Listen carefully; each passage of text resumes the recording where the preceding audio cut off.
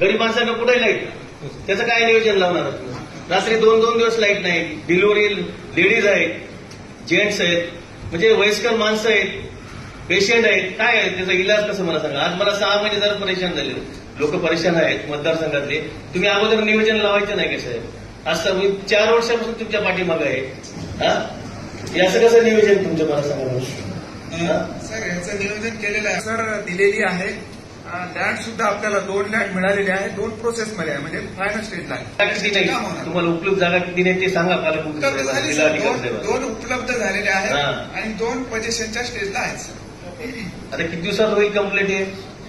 एक 4 महिन्यामध्ये होणार सर ते काम, कारण ऑलरेडी 4 महिन्यात नाही झालं तर डीपीडीसी चालू देणार नाही तुम्हाला सांगा. नाही पोझिशनमध्ये आहे ना सर. मग मला सांगा लाईट, मला सांगा अंधारात किती दिवस बसेल? तुमचं काम आहे ना. आज 4 वर्षापासून पाठीमागे लागला तुम्ही. एकच विषय माझा ते तुम्ही मार्ग लावून. जागा 2 मिळालेल्या आपल्याला आणि 2 फायनल स्टेजला आहेत, त्याही मिळून जाणार आहेत. आणि आपलं ऑलरेडी एजन्सी फिक्स आहे, त्याला आपण हँडओव्हर करणार. आणि पुढच्या 3 ते 4 महिन्यामध्ये सर हे सबस्टेशन 4 सबस्टेशनचं काम 4 महिन्यात सगळं मार्ग लागेल, व्यवस्थित होईल का? आणि त्याच्या व्यतिरिक्त ऍडिशनल पॉवर ट्रान्सफॉर्मरचे आपल्या शहरामध्ये 17 आपण करतो सर, 5 ते 10.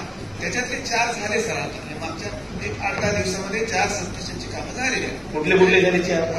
आपलं आवडेवाडीचं झालं सर, एनटीसीचं झालेलं आहे, कवठ्याचं झालं आणि आपलं एमआयडीसी आरटीओचं झालं. तुम्ही रिलेटिव्ह करतो म्हणजे अजून झालं नाही त्याला 2 महिने झालं. 5 ते 10 कुठलं सांगलीचं म्हणतात. सांगलीला सर पॉवर ट्रान्सफॉर्मर आलेला होता सर. आई तिथून चोरीला गेल्यामुळे तो थोडा डिले झालाय. आई आता आई चोरीला गेली 2 महिने झालं सांगायला. नाही सर, आता 8-10 दिवसापूर्वीचा विषय आहे.